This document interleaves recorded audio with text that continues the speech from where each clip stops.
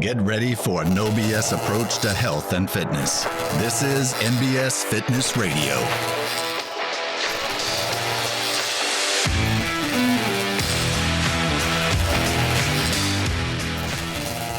All right, welcome back to MBS Fitness Radio. I'm here with Madre. Madre is known as Madre because she is my mom. This is Jennie Allen. She's been a member at MBS Fitness since the very beginning, and even before the beginning.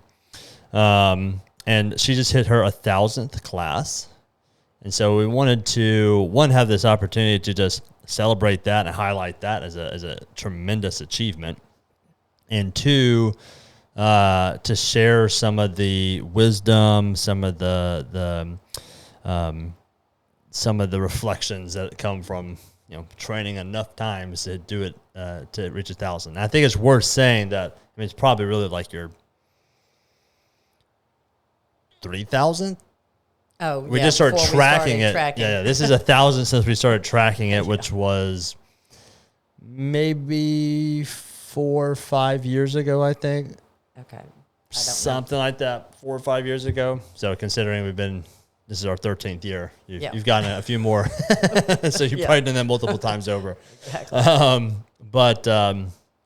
So kind of give a quick description of what you did prior to MBS as far as training. Okay. Immediately prior to NBS, had joined a jazzercise class here locally, which I enjoyed. It was dancing and that kind of thing. And they had little tiny weights, but it seemed like a lot at the time. But I enjoyed dancing, so that was fun. And I did that for maybe a year, maybe 2 years. I don't remember exactly. Prior to that, I was in martial arts. I want to say 8 years. Went from white belt to a second-degree black belt in Taekwondo. Prior to that, when y'all were toddlers, real small toddlers, I did a little jazzercise then too. Yeah. So didn't really do anything that I can recall prior to that. Okay. It's been 38 years ago, so right. I'm not going to remember that. So most of your time's been spent doing group training. What is it about group training that you enjoy, that feels like, what about that has helped you get to this point? The status quo is to start and stop fitness throughout the entirety of your life. And in many cases, just to stop and never rejoin it. For some reason, somehow, you've been able to maintain fitness doing something throughout the vast majority of your life, specific and definitely your adult life. So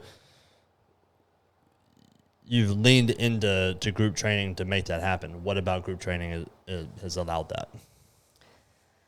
Well, if it came to my training on my own, A, I don't know what I'm doing. B, I just wouldn't do it. Yeah. I know I wouldn't do it. I might do it a time or two and just go, there's nothing fun about it. Yeah. I really feed off of being with the other people. The people are there to help encourage us, to gently tease us, to razz us, to talk all the smack, do the stuff, care about us. That's where I thrive. And I think that's where many people, you might survive training, but you're not going to thrive unless you are doing it with a group or tribe that is your people, that understands and walks along beside you with that struggle. They know what it's like to fail sometimes, miss a lift, miss a movement or whatever, and then finally get it, finally get that double under, to help you celebrate that and to encourage you when you're not hitting it to keep trying and keep trying. We share each other's gym experience, but we're sharing life experiences as well, and that's been the biggest difference. That came to light very recently when I had a breast cancer diagnosis, and I came in, and these are the people I cried with. And to feel that close to them, because we were living life together Yeah. on that, and they knew, they were right there with me. So that feeling of community is what we are wired for from the beginning. Yeah. People find community in lots of different areas. Now, I would tend to agree that, at least in my experience, that community without some type of physical component does not seem as connecting. There's something about doing together than just being together. Yes. I mean, I think would being agree together with is that. great, but there's something just unique about doing together. Doing something hard together Yeah. makes all the difference Yeah. in the world. Yeah. It's kind of what, when you think about, very difficult physical experiences. So, like, I think a lot of people can have an experience of, like, playing high school sports or whatever it be. But, like, for me, like, high school sports was not nearly as hard as, like, college sports. Uh-huh. And I even make the statement that, like, college sports wasn't nearly as hard as powerlifting was. Yeah. From just the expectations, the how much time you spent together, all that kind of stuff. But it's like those. I've always struggled to really develop deep connecting relationships that aren't centered around some type of physical struggle. Yeah, I think struggle is the key word. Yeah. When you're struggling through something with a community, Yeah. that's a whole different thing than just sitting shoulder to shoulder observing something. Yeah. So then the person who's doesn't have that, and it's just like, the person on the outside who looks into that and just like, that seems miserable. Like, what do you say? You mean physically miserable, or? Yeah, I think there's someone who would sit there and go, like, would look at what we do and go, that that's seems hard. miserable. That seems hard. I want no part of that. Which is what seems like what most of the I mean, people that's do. like a 90 plus percent of the people. But I mean, like, our conversation is that like community, like, that's almost necessary for a deep human connection. So then the suggestion would be that 90% of people probably lack deep human connection because they, absolutely. in the United States. So, like, what do you tell the person who's like looks at that and says, that's way too hard, I couldn't do that. I don't want to do that. I want no part of that. Well, the physical aspect of it, you can put as much or as little into it as you want. Yeah. Especially the way we do the level method, you can go all out, or you can just come in and go through the motions. But doing that in a community of people that are like-minded, equally yoked, as they say in the Bible, where they know what the struggle is, they know it's hard, they know how to encourage you. Those relationships are until you've had it, you might not know that you really missed it. And I'm going to compare it to my previous Sunday school class, where one of our fundraisers took a lot of warm bodies to do. It took lots of work, lots of physical work, lots of mental work, lots of people to make it happen. We ran it for 20 years, and that group of people will always be my tribe. Yeah. I don't care. I just had a cocktail party with them Saturday night. So that will always be my tribe, because we did some hard stuff together. Yeah. It was church stuff. It was not exercise, but it was very physical, very demanding, took a lot of time. Something about struggling and working hard together produces a cohesiveness that really I don't see how it can get produced any other way. Yeah. I've never experienced it any other way. I've seen that same thing happen when we've trained, when we've done a powerlifting meet, when we've done any kind of competition or even not competition, where you're sitting side by side with the same people, watching them when they do really well, encouraging them when they're not quite managing it, and celebrating with them when they finally hit it. Yeah. And you've mentioned before, how many places can you go where you can get a high five doing anything? Yeah. Yeah. No, you're not going to get it at work. Yeah. Might get it at a church event if it's a physical church event or something, but there's very few places where you fall on the ground happy and spent that you did that in community with other people. Yeah. We were talking earlier about the kind of progress you see when you first begin, and then how that just stops. Yeah. We call it, beginner gains, and at some point you're going to hit a plateau. Mm-hmm. And so, the longer you've been training, the more periods of plateau that you've experienced. So maybe describe some of those, and then share like your thought process of how you get through that. Okay. In the beginning, I couldn't do anything.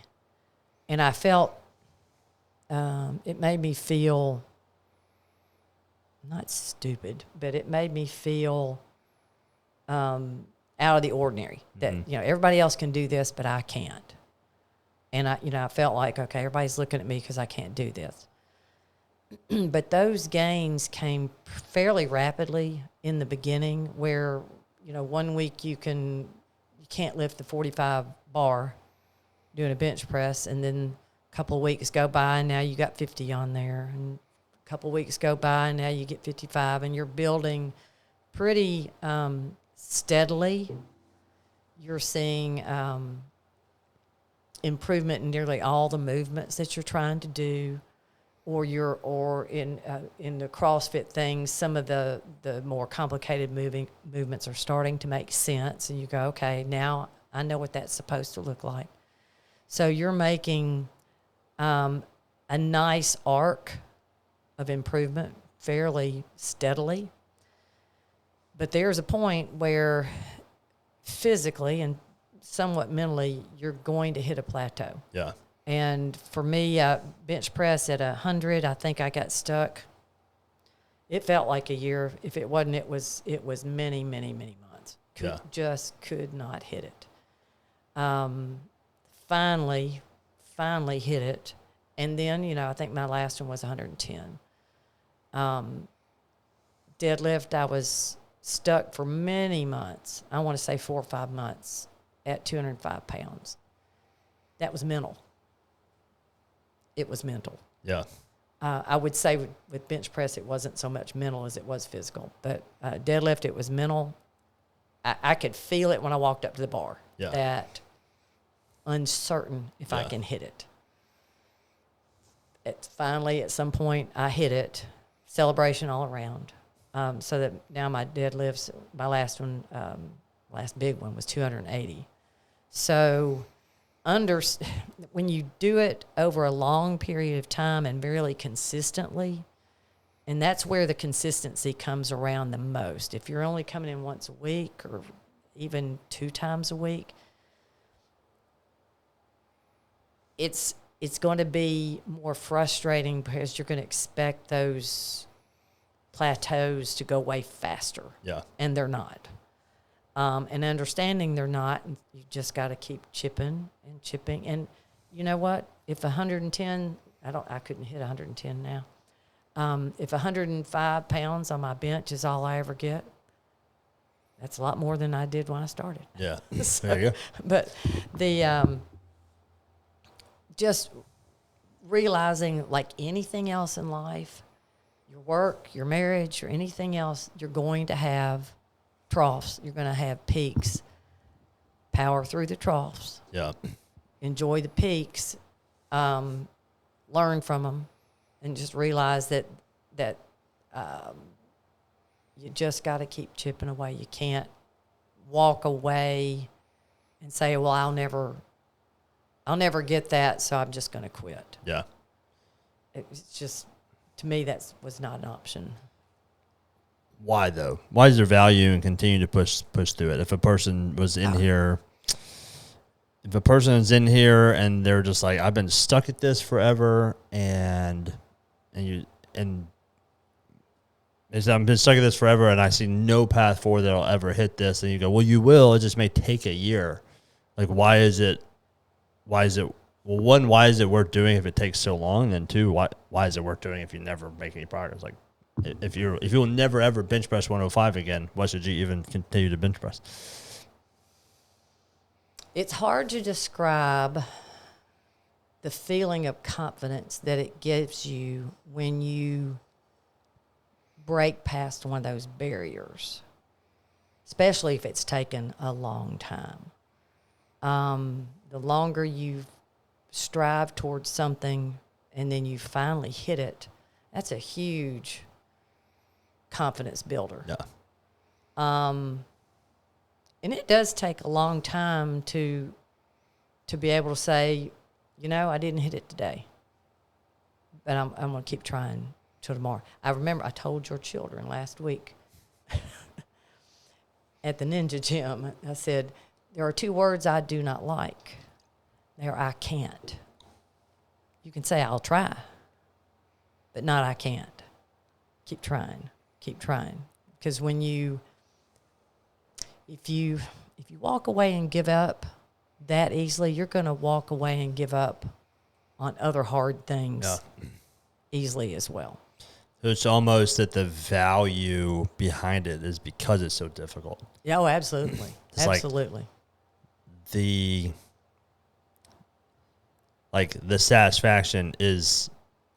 satisfaction of accomplishment is in direct proportion to how difficult it was, or how long it took you, or maybe even how many fails built up to that final moment where you actually had success. So it's a sense of saying, hey, like, the reason you should continue to do this and strive for this is because once you do push past this, it would be a deeper sense of gratification than you've ever gotten before. Absolutely. And it would be a new revelation of, like, that you can do these types of things. You can do things hard. You can do things that you did not think you could do. Yeah. And you can, that sense of satisfaction and confidence is incomparable. If you don't know what failure is, it's hard to really recognize what success is. Yeah. So if you walk away from something because you either failed at what you were trying or someone else is better at it, then you are depriving yourself with that experience of success and the confidence that it builds and the sheer joy of breaking through. Even if, and I know kind of at my age, some of those, I may not hit some of those lifts again. Yeah. By golly, I did it well. Yeah. So what's the value? So then it shifts. What's the value of continuing to bench press if you know you'll never go higher, and that you actually may go backwards and lower? We were talking the other day about, you and I were talking about getting out of the pool. That's what a muscle up's for. Yeah. To be able to get out of the pool. And I was watching y'all on the paddle board out in the ocean, trying to get back up on the paddle board when you fell off. I thought, that's the value of keeping going, because even though these things we do seem unrelated and to real life, they are absolutely related to every part of life that you got to live outside of this gym. Yeah. So, and I think just having done something hard and survived it which in some cases is when you are really spent and really have hit the cardio max and it's all you can do to breathe, you realize that other stuff's not all that hard. Yeah. It's like I survived that workout and I didn't die. And so breathing is really, really important. Yeah. And this other, like my telephone not working, is not that important. Yeah. All right. What are some other lessons learned to get to 1,000 classes? Like what are some of the keys you think have allowed you to be so consistent? Well, like I said, I'm fortunate. I don't have other people to have to deal with other than my husband. I don't have little kids whose schedules I need to go around. So I'm very fortunate for that. A lot of it is I don't think about it. The clock set, I get up and go. It is extremely rare for me to blow off a workout. I did about 2-3 weeks ago. I have this arm injury and every part of the workout was arm. And so I decided not to come in. Couldn't sleep well. Yeah. Because I was feeling guilty about not coming in. So, of course, I had to go for a ruck instead. Yeah. Because just to not feel like, okay, I've got to do something. But it's like brushing your teeth. I don't have to decide every day, am I going to brush my teeth? Yeah. I'm going to get up and go. And we run into that all the time. If I see someone I haven't seen in a while and they'll say, were you still lifting? Yeah. Are you still brushing your teeth every day? Yeah. I mean, that's, yeah. I've had a very serious glimpse recently into what life could be like if you don't stay with your training and you're not healthy and fit. And I do not want that. I do not want that for me. I don't want it for my children. I don't want it for my spouse. And I want to do every single thing in the world I can do to mitigate that. Yeah.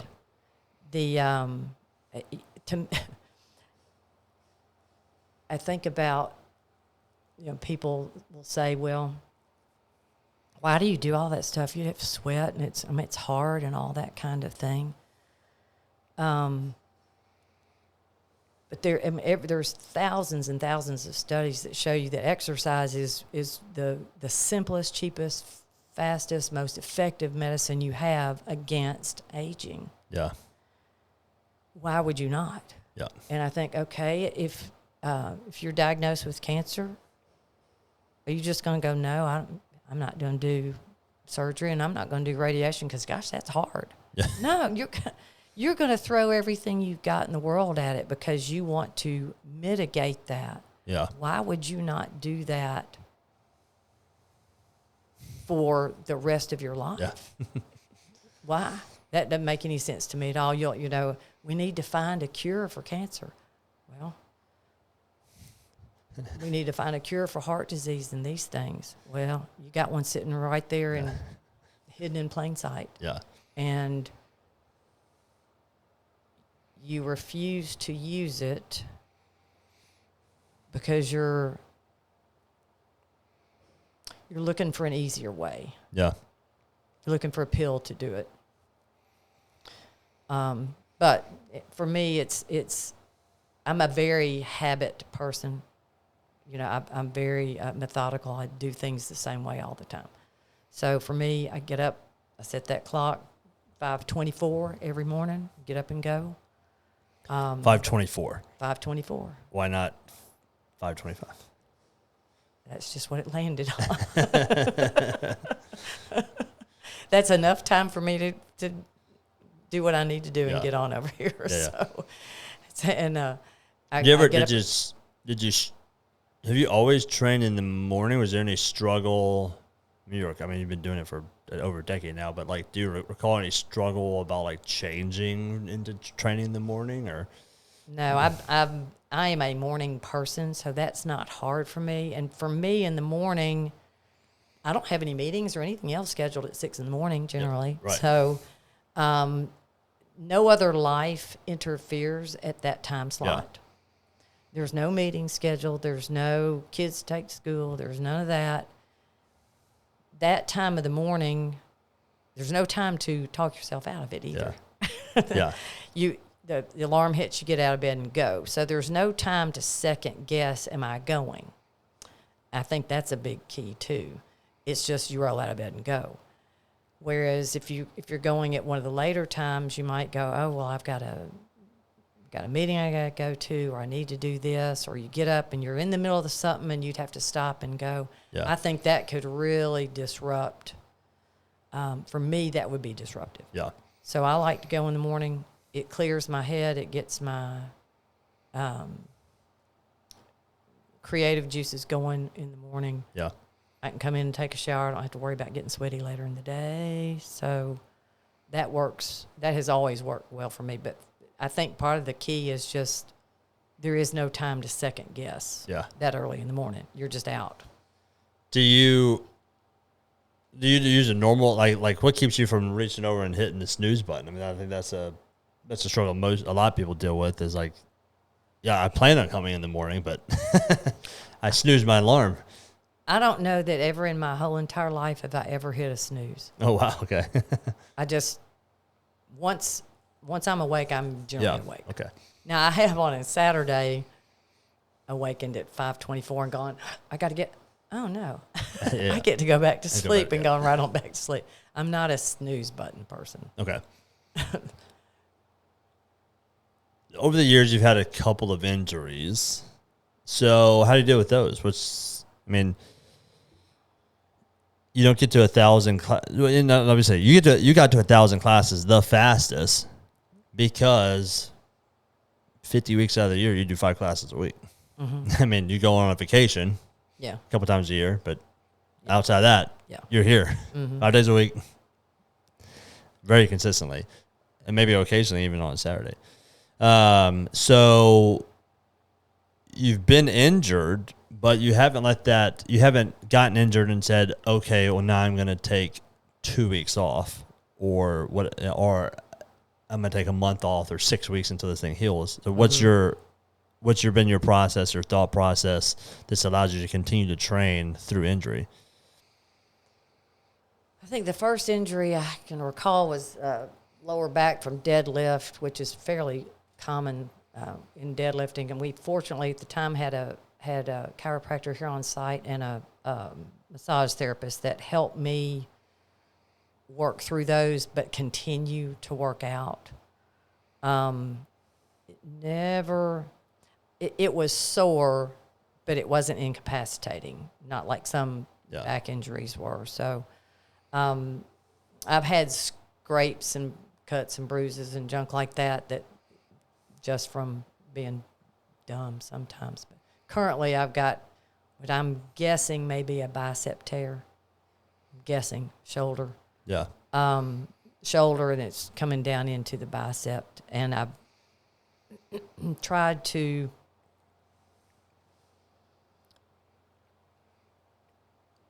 just go ahead and work through it, but it wasn't getting better. It felt like it was getting worse. Went to the doctor, not sure what it is exactly yet, but just tried to lay off of it for a couple of weeks, use my left hand only instead of my right. I have 3 other appendages that work fairly fine. well. Yeah.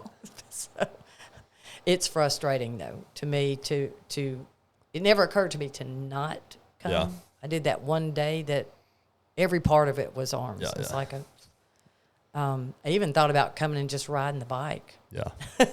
Watch everybody else do it. But I have all the rest of my body that can do something. Yeah. So it's not just that, but also I miss that. I miss it when I'm not here with my homies over there. Yeah. My friends. I've come in on time or two when this injury, and I have not done the strength portion. I've coached it. Yeah. Coached Sherry or somebody, Yeah. and just said, okay, I'm not doing that part. Yeah. I'll coach somebody else through it. Just to be here for them. Yeah. I feel an obligation's not exactly the right word, but in some ways I do feel an obligation to be here for them. Yeah. Because they,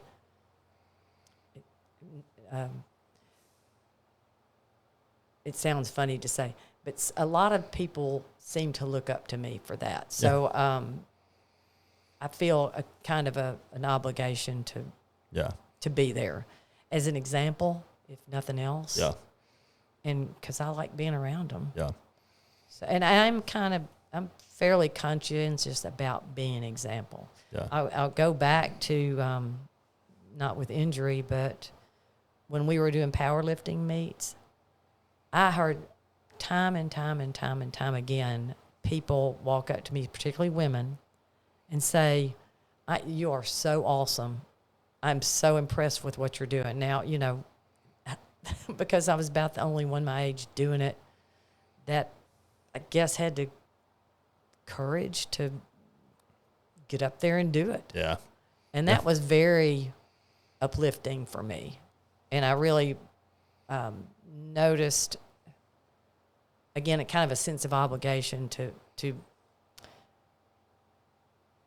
be that kind of an example. I do like seeing older women lifting, women in general, and having your grandchildren, male and female, see what that looks like. Yeah. That, you know, the gym is not just for male meatheads. Yeah.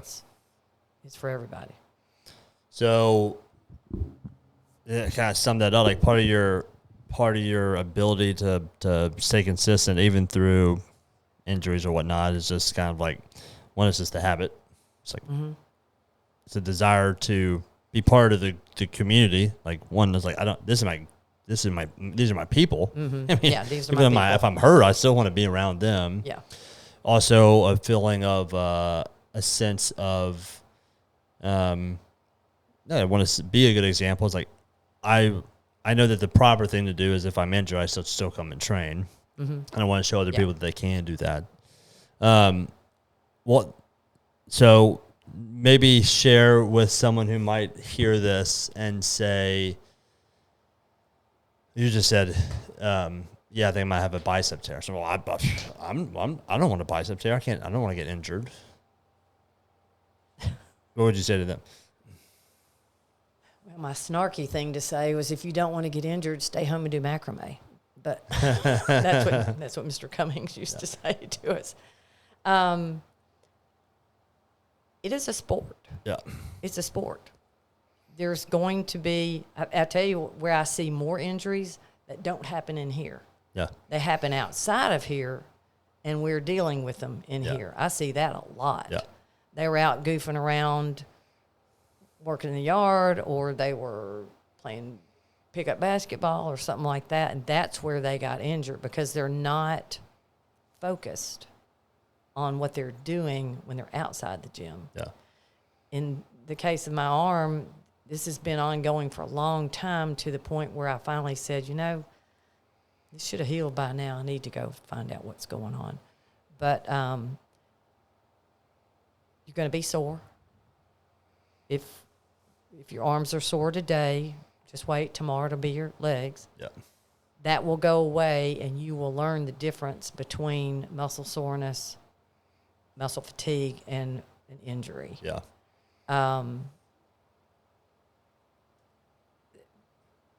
Injury is just part of life. Yeah. You know, if you're out walking, the other day I was at the park, and the fact that I didn't break my leg is a miracle because I had the rucksack on. There was a hole that I didn't see because it was covered with grass, and my foot went straight in it. Yeah. And I fell, and I went, I probably would have broken something had I not been in better shape. Yeah. So, you know, you could get hurt doing anything. Yeah. Well, I'm going to say, like, you're going to get injured. You're going to get injured. Like remove from your head any fantasy where you will not experience any injuries.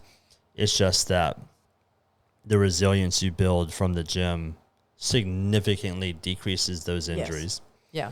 Well, I'll say when I had my breast surgery on what day was that? I think I had it on a Tuesday. And I think I was back in the gym on Monday. Yeah. Now I was pretty limited on what I could do, but I came back in the gym. Yeah. And I had the radiation was a week, where just because of the device used to administer that radiation made it where you really couldn't do anything. So I was out for 10 days on that. But as soon as they took that thing out, I'm back. Yeah. So, and I 100% think my fitness level going into both that surgery and the radiation made my recovery probably much faster than what other people might see. Yeah. I mean, again, like talking about injury, you're going to have faced some physical ailment at some time. Like everyone on the planet gets hurt some way, somehow. Yeah. The resiliency you build in the gym makes it so that you're far less likely to get injured outside of here. Yes. And and the injuries that we do sustain in here, it's very clear how to navigate them. You know, you can overcome them, and you have the resources to help you navigate through them. And the coaches work with you. Yeah, and you're going to overcome that and heal from it quickly. Versus no resilience, no exercise, and so you're going to do something in life outside of the gym that's going to injure you. You're going to hurt your back, you're going to hurt your knee, you're going to hurt your shoulder, you're going to do something, and you're going to sustain an injury, and you're not going to have the resiliency. You're not going to have the history or the resiliency or the knowledge, habits, skills developed in the gym to overcome it. So if you do overcome it, it will take you a long time. Much longer. Well, and a lot of it's preventing it. Yeah. Probably one of the reasons I didn't break my leg falling that hole was I was able to catch myself. You've built up the resiliency. I've enough balance, core strength to prevent myself from falling harder than I did. Yeah. And that's also or even an ailment, which is like your breast cancer, not necessarily an injury, but you're able to have the surgery and have radiation and essentially kind of be back to 100%, like in a couple weeks. Yeah. It was probably 2 weeks before I was back at 100%. Whereas, someone who didn't have any background in training, that would not happen. They would be, at best, it would take them a longer period of time to get back to 100%, and more likely than not, that would be a permanent decrease in functionality. It would have a permanent negative impact, if that makes sense. Like, I think as people age, you can kind of think of like maybe your base level, and then something happens and you're down. You've lost, that gap has gone away. It's like the goal would be to be able to return back to that base level and maintain as high a base level as possible.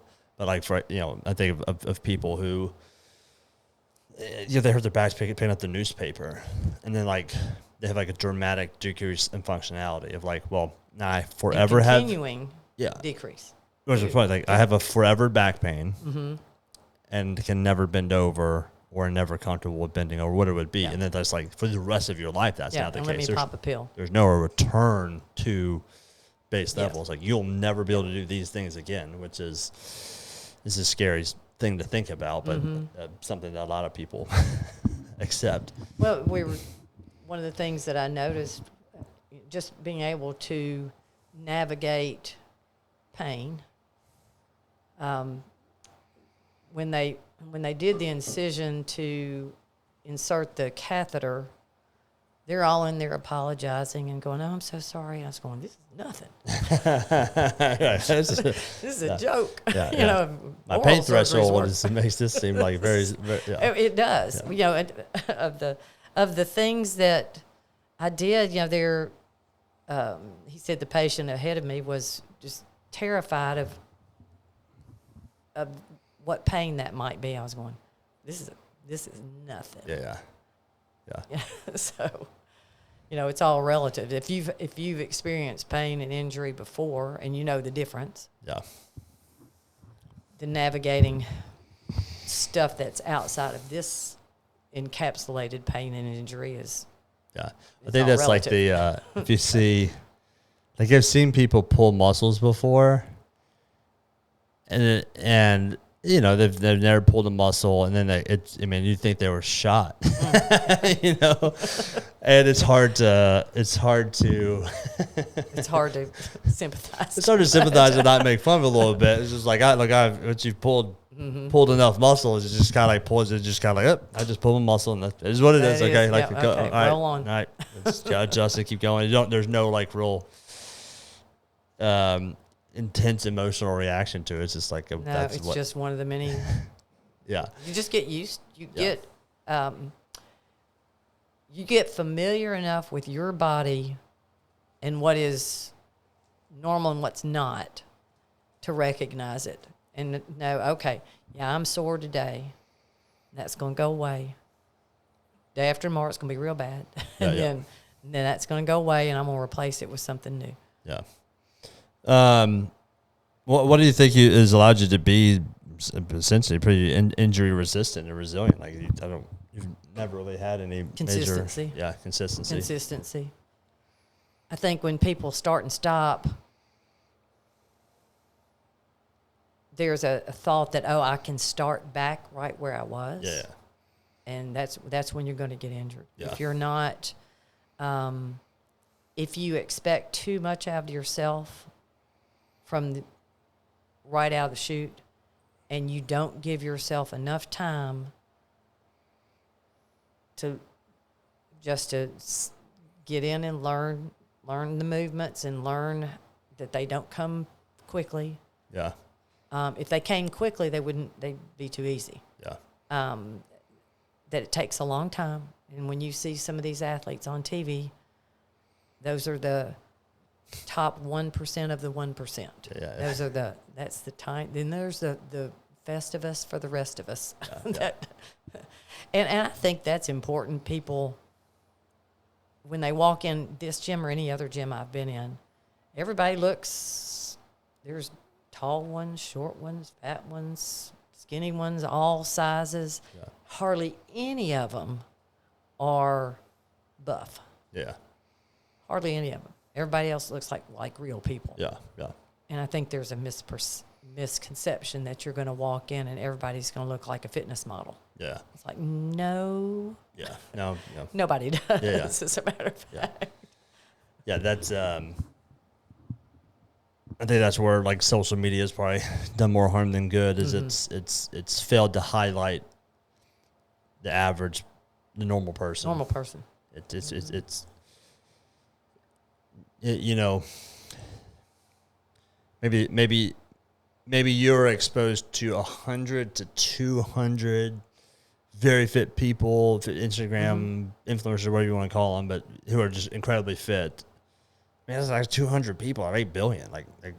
Yeah, there are some people who are just genetic freaks. There's people who are, there's more than 1,000 people. I mean, there's a significant amount of people that are 7 foot tall. Way more than 1,000 people that are 7 foot tall. But if all you saw was like 7 foot. Yeah, if all you saw on Instagram was 7 foot tall, to me, my man, like I'm crazy short here, just sitting at 5'11" or whatever it would be. You know, it's just like no, like you're actually above average. You know, like, and I think that's kind of how it is with fitness as well. It's like you probably get exposed to the extremes, the very, very tip of the bell curve, but like no, the bell curve is typically the rest of us. Yeah. All the rest of us that just come in and do what we do every day. Yeah. You know, and I never post myself on Instagram. Sometimes I get in the background of some other people's, and that's not what I'm in here for. Well, is there anything else you can think of that was kind of something you could share with other people? Like, hey, how did you get here to 1,000? Like, anything else you can share?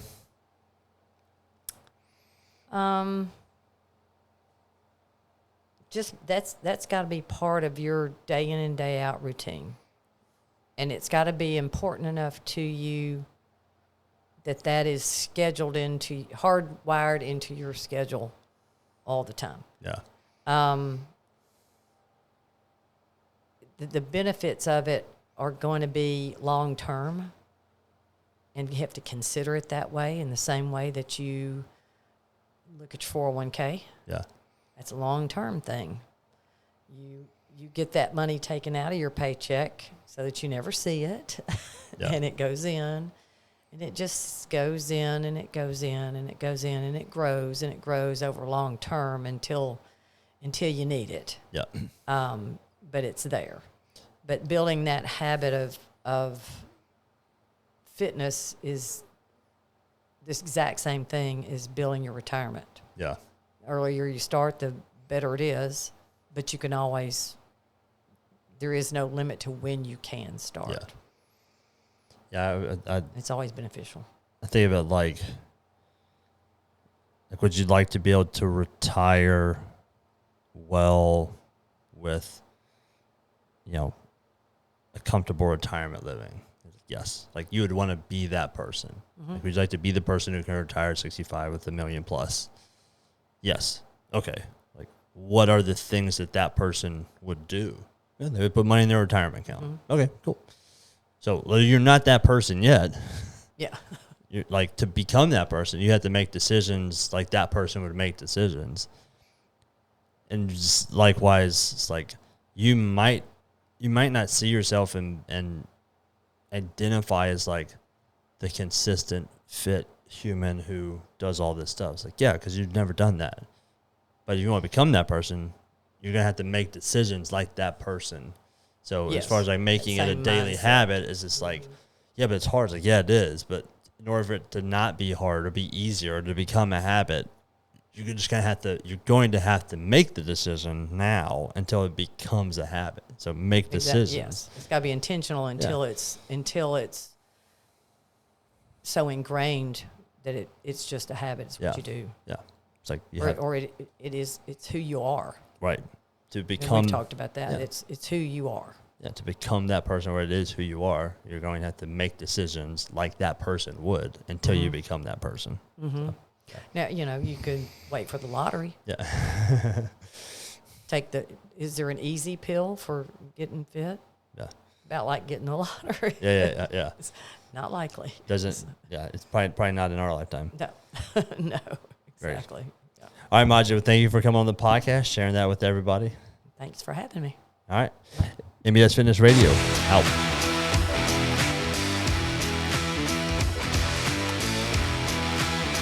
Thank you for listening to NBS Fitness Radio. If you enjoyed the podcast, be sure to share it with your friends, follow us on social media, and check out our website at www.nbsfitness.net. Hit the subscribe button and tune in next time for more NBS Fitness Radio.